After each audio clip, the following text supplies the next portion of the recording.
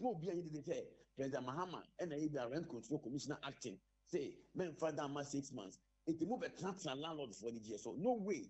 Look, Miniam, a man said the catch say, we a tenant now with the landlord to car 1 month. Say na because 6 months ago. Won't you mean the landlord car 1 month now you had a say for Ghana have you. Now a manager say, what the landlord just 1 month you two free. There is no court of competent jurisdiction that can protect you in this country.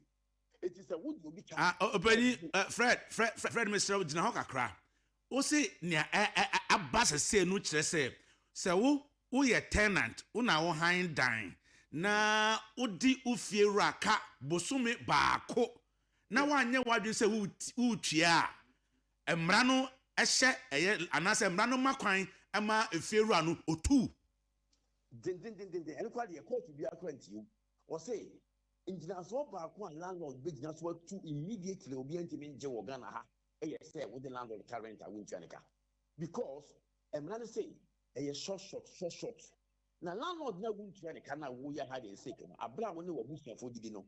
Gain a person landlord odi. On your day.